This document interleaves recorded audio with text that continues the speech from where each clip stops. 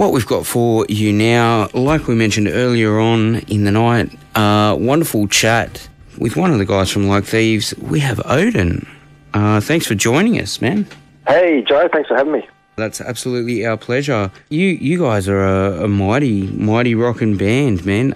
Cheers, man. First thing I guess I've got to ask is the obligatory question about the origins of Like Thieves. Oh, man. The origins actually go back probably easy 4 years, to be honest. Clint, our bass player, and I and another guy started jamming just sort of out of the blue. You know, just got together, started jamming, writing some tunes and, you know, looking for a singer and whatnot, and took quite a while and ended up not working out with our drummer at the time, and then we ended up with Dan, who plays in Lynch Martyr, and he was just a perfect fit. Like, we got on really well straight away, and always liked the way he played in Lynch Martyr, and, you know, they're obviously a metal band, and we're not a metal band, but we just had a great feel about him, so he clicked, and then we ended up with Nathan, actually an old singer of mine from the old band Red City, and we were going along for a while, and things just weren't working out anymore. We sort of didn't feel like his heart was in it. No big issues or anything like that, and I've known Clint Bogue for a long time, since I was about 18 or something, and sort of been talking to him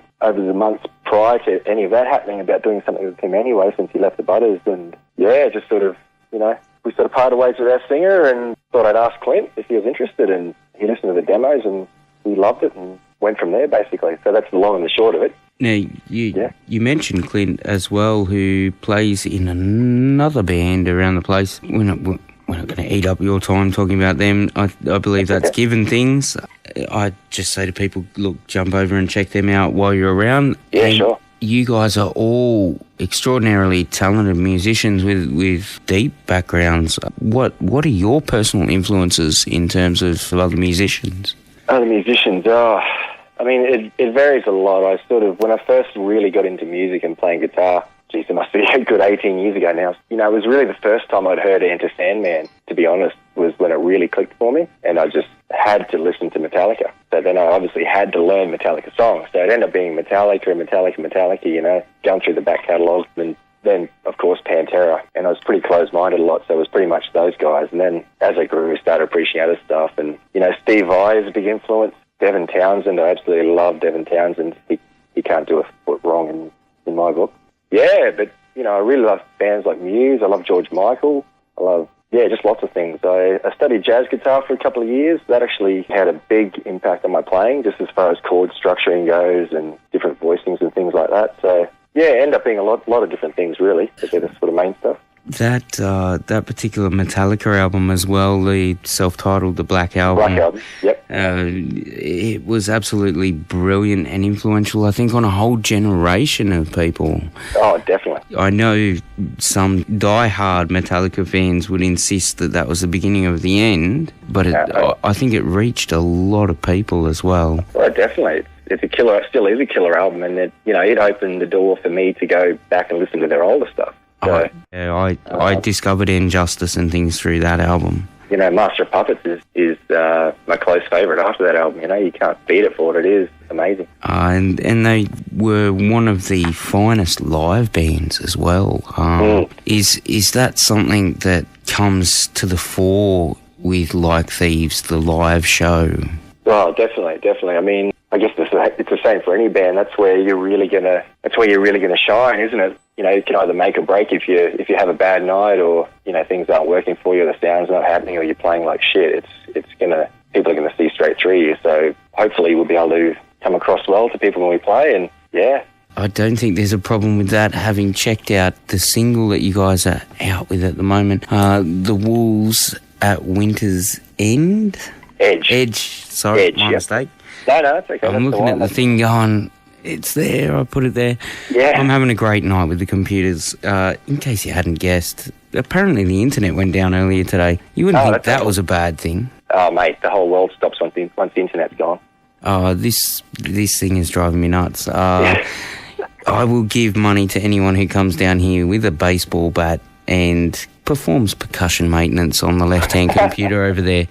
I'll take the flak for any damage done, because I'm certainly feeling pretty unhappy with it at the moment. You guys do have some massive gigs coming up. Mentioned Melbourne and Brisbane early in the month of August. Yes, we're playing the SB the front bar at the SB on the 2nd of August. Unfortunately, Carnival's on the same night, but hopefully we can... Oh, don't go to that. Well, they're playing two shows, so they're playing 2 shows, so hopefully we can get some people that went to the first show. I'm imploring people, Carnival, you can see that anytime. You've seen that before. Don't go. Yeah, you've seen it before. We know how good they are. Yeah, that's right. Once you've seen something, you don't want to go back in case it's bad. Well, you want to top that good memory. You never know. Like, and just, they might have a bad night, we might have a good night. So. Yeah, I can't say that actually. Some of my best compete with those guys. Some of my best memories are actually of bad gigs. Like, the bad ones are memorable. Well, true. So maybe if it's a bad gig, you don't want to miss it. I don't know. But you should definitely have not been there. You should have been at Like Thieves. I'm saying that now. Yeah, definitely. So, the 2nd at the SB in Melbourne, and then we've got our gig at the Zoo in Brisbane on the 9th. So that's the week after. Now, that's a hell of a haul between the two of those with 1 week turnaround. Is that something you guys get up to often? Well, this is all really, this is our first sort of run away from home, to be honest. We're actually planning like a more extensive run in a couple of months down that way, but this spot came up, so we thought we'd take it. So we're going to fly down on the Friday morning, which is the 2nd, and then we've got the early bird flight down, and then we're going to play that night and straight back on the plane on Saturday morning. Look at that. Back home, so. The life of the road. Yeah, hopefully our gear makes it down in one piece. So I picked myself up a new flight case for my head today, so hopefully it gets there and no dramas. Yeah, that's always got to be a risk when you check it in and you kind of hope it's going to make it to the other end in one piece. Yeah, well, that's it. I'm a bit concerned because, like I've been saying to the guys, when I first bought my head quite a while back, I bought it from down south and I had to get it shipped up, and it took me 3 goes to get it here in one piece. So hopefully I don't have that experience. Yeah, I'll tell you the gig, that won't be pretty. So that's gonna be touch wood. That's going to be an issue with 1 day's notice. Well, hopefully there's some nice people, if worse comes to worse, that can lend me something. So.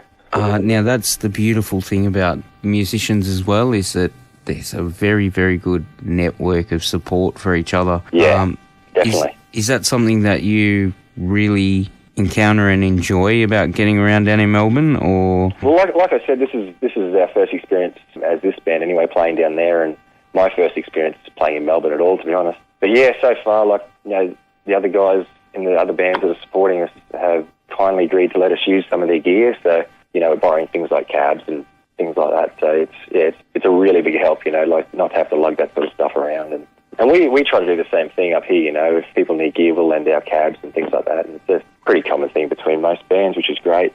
It certainly seems to be something that's done, especially when someone's in an emergency with a broken piece of gear. There's usually someone around that can pony that stuff up. Hopefully, we all know what it's like to be stuck without gear. So. Oh, look, and the worst is when people make off with people's gear. That's the worst situation that comes about, and it happens quite a bit. More than I've only heard of a couple of cases, so most people have been pretty good in my experience. But the best one I heard from last year was the Flaming Lips lost their giant neon hands. Yeah, right. Somebody made off with them at a festival. Huh. We're talking, 10-foot Flaming Lips neon hands. I was just thinking, how do you get out with 2 giant hands? Well, yeah, it beats me, but they made off with them, and their hands were at large for at least 3 days. Literally at large. Before said person sobered up and realised what they'd done, and in a fit of remorse returned the giant hands. It was like, I can't do anything with these hands, I need to give them back. I think they sort of woke up and thought, what the hell have I got the Flaming Lips 9-foot tall neon Flaming Lips hands in the back of my ute for? Yeah, it's like I can't keep these anywhere, I can't sell them, so... You can't stick them on the front lawn either because it'd piss the neighbours off at night, wouldn't it? Being definitely giant neon hands. Man, best of luck. Hopefully the turnaround, the flight and everything pans out very, very well for you. Yeah, cheers, John. What I'd love to do is make mention of the fact that, of course, the film clip for The Wolves at Winner's Edge is out next week? Yes, on Monday. Monday we'll release that. So we've all had a look at the final draft today, and it's come up really, really awesome. So can't wait for everyone to see it. Sounds like something that everybody ought to be checking out next week. In order to do that, I'd say to people, jump on Facebook and find you guys at Like Thieves on Facebook. It's actually Like Thieves Official on Facebook. We have a YouTube channel as well, so we'll be sticking up on that and posting a link on our Facebook and all that sort of stuff. So. If people do that, they can also keep in touch with you about the gigs in the upcoming month. Yep, definitely. Because it'd be absolutely awesome to see you guys pass through New South Wales, particularly Wollongong. That'd be cool. Yeah, cheers. Now we're definitely going to make a decent run, like I said, in a couple of months down that way, and try and hit a few different places around Sydney and Melbourne, and hopefully see all your lovely faces there. We're dead keen for it, man, and to give people a taste of what they'll see, here is the aforementioned single, The Wolves at Winter's Edge.